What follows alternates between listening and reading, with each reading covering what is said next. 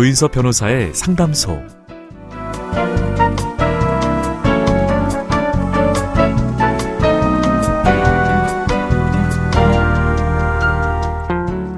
어서 오세요. 기다리고 있었습니다. 무슨 일이 있으신가요? 편하게 말씀하세요. 제가 들어드리겠습니다. 속 시원하고 정확한 자문으로 법률 문제를 풀어드리는 조인섭 변호사의 상담소, 지금 바로 문을 열겠습니다. 저는 조인섭입니다.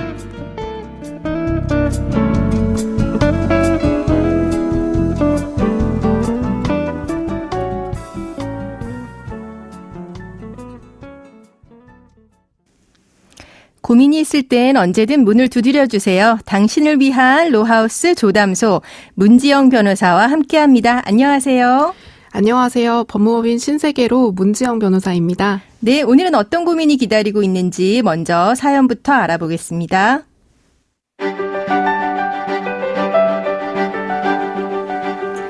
저는 10년 전 아내와 결혼해서 8살 아들을 함께 키우고 있습니다.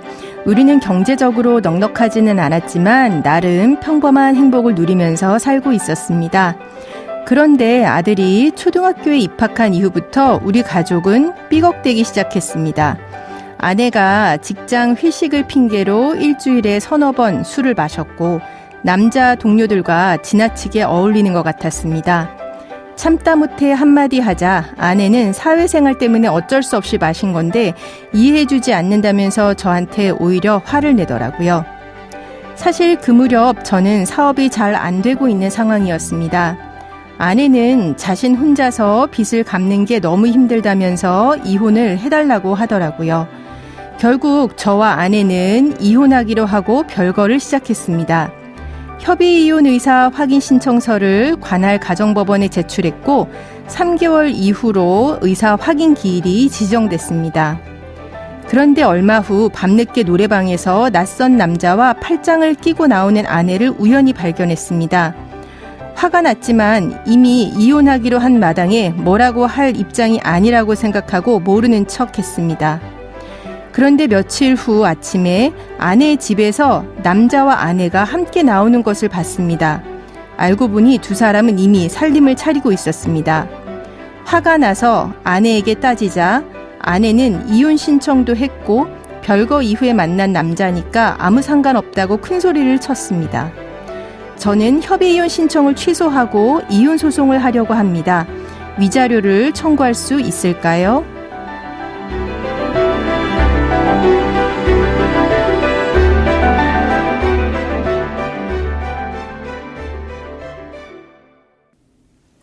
네, 사연자분은 아내와 협의 이혼을 하려고 신청을 하셨는데 이제 그거는 취소하고 이혼 소송을 하시려고 하네요. 우선 그 협의 이혼 신청 과정부터 좀 설명을 해 주세요.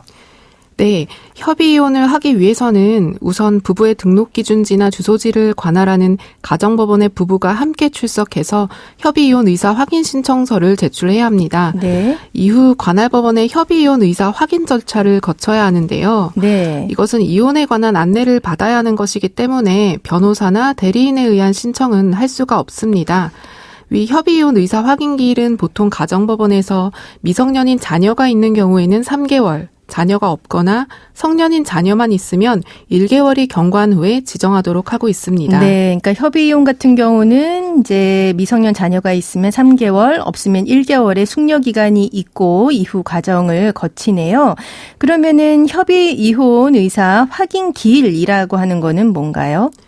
네, 말하자면 숙려 기간을 거친 이후에 부부의 이혼 의사 여부를 최종적으로 확인하는 날이라고 생각하시면 됩니다. 네. 의사 확인 기일이 지정이 되면 부부가 반드시 함께 출석을 하여야 하는데요. 한 명이라도 불출석했을 경우에는 이 확인 신청을 취하한 것으로 봅니다. 첫 번째 확인 기일에 불출석하게 되면 두 번째 기일이 잡히고 두 번째 기일에도 불출석하면 이 확인 신청을 취하한 것으로 봅니다. 네, 그러니까 협의이혼 의사 확인 신청을 하고 숙려 기간 뒤에 다시 가서 의사를 확인을 받는 거죠. 이때 부부 모두 출석을 해야 하는데 만약에 불가피한 사정 때문에 부부가 모두 출석할 수 없다라고 하면 어떻게 되는 건가요? 예외적으로 부부 중 일방이 외국에 있거나 교도소에 수감 중인 경우에만 다른 일방이 혼자 출석해서 신청서를 제출할 수 있도록 하고 있는데요. 네. 하지만 이때에도 법원에서 외국이나 교도소로 이혼 의사 확인을 요청하는 촉탁서를 보내고 이혼 의사 있다는 회신이 오면 그 상대방을 법원에 출석하도록 해서 이혼 의사 확인을 하는 절차를 가집니다. 네, 이제 뭐 외국이나 교도소 같은 특수한 상황에는 이렇게 되는 거고, 그러면은 사연자분의 경우는 협의 이혼을 취소하고 이혼 소송을 하고 싶으신 상황이세요. 그 확인기일에 그냥 출석을 하지 않으면 따로 취소 절차 없이도 그냥 협의 이혼 신청이 자동으로 취소되는 걸까요? 네, 그렇습니다. 사연자분의 경우 협의이혼 의사 확인 신청을 했지만 사연자가 확인기일에 불출석하게 되면 이 의사 확인 신청은 자동적으로 취한 것으로 됩니다. 따라서 지정된 협의이혼 의사 확인기일에 출석하지 마시고 이혼 소송을 제기하여야 할 것으로 보입니다. 네, 그러면 만약에 이혼 의사 확인 기일에까지 출석은 했어요. 하지만 그 뒤에 취소를 하고 싶다. 그러면 어떻게 할 수 있을까요? 그 협의이혼 신고는 법원으로부터 이혼 의사 확인서 등본을 교부받고 3개월 이내에 하여야 하는데요. 이 3개월 이내에 이혼 신고를 하지 않거나 이 이혼 신고서가 제출되기 전에 이혼 의사 철회서를 먼저 접수하면 이혼의 효력이 발생하지 않습니다. 네, 그러니까 협의 이혼 의사 확인까지 받았지만 아직 신고 전에 그 의사 철회서를 먼저 접수하면 그때는 취소가 가능하다는 이야기시네요. 그러면 사연자분은 이혼 소송을 통해서 위자료를 받고 싶다고 이제 하십니다.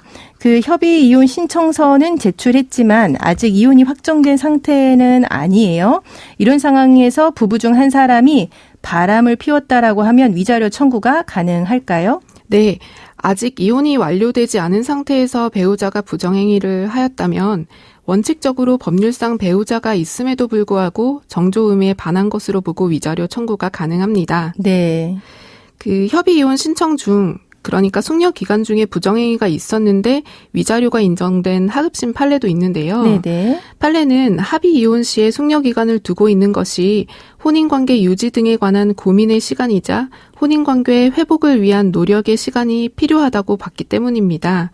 그래서 특별한 사정이 없는 한 숙려 기간, 사연자의 경우에는 3개월이 지나기 전이기 때문에 다른 이성과 교제하는 것 역시 혼인관계 유지를 방해하고 상대방의 신뢰를 훼손하는 부정행위에 해당한다고 볼 수 있겠습니다. 네, 그러니까 말하자면 숙려기간이라고 하는 거는 이혼에 대해서 양쪽 다 이제 심사숙고해보는 기간인 거니까 그 숙려기간 사이에 부정행위가 있다라고 하면 그게 부부가 완전히 파탄됐다라고는 보지 않고 그 기간 중에도 부정행위로 위자료를 인정을 해주는 거겠네요.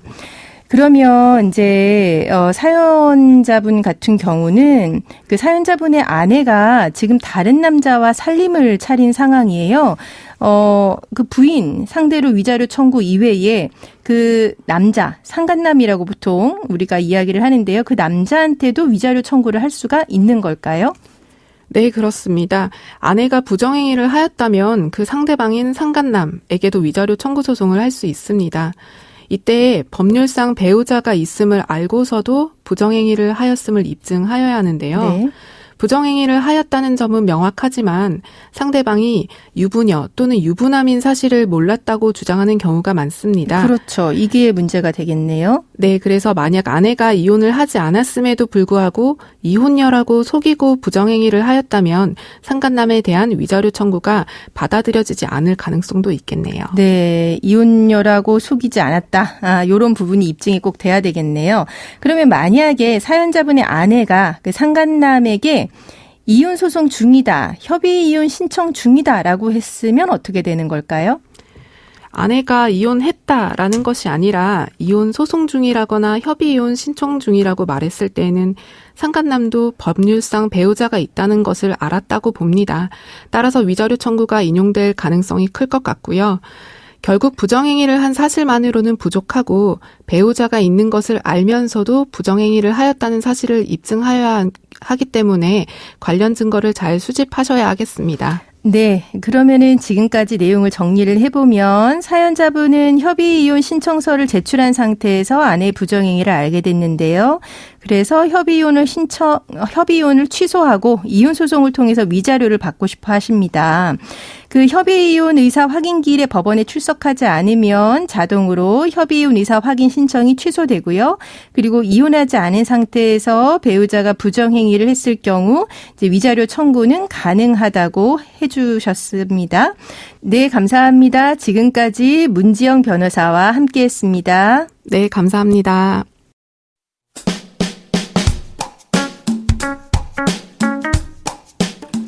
알아두면 쓸데있는 법률 이야기 알쓸법 시간입니다. 지난 8일 대전 어린이 보호구역에서 음주운전 차량에 치여 배승아 양이 숨지고 지난 9일에는 분식집을 운영하면서 세 아들을 키우던 김모 씨가 역시 음주운전 차량에 치여 세상을 떠나는 등 음주운전 사고가 이어지자 음주운전자를 엄벌에 처해야 한다는 목소리가 높아지고 있습니다. 현재 법에서 정한 음주운전 처벌 형량은 어떻게 될까요?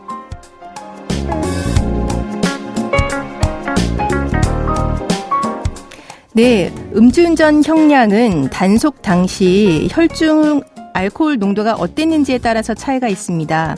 우선 0.03% 이상, 0.08% 미만일 때는 징역 1년 이하의 처분이 내려지거나 혹은 500만 원 이하의 벌금을 물게 될 가능성이 많고요.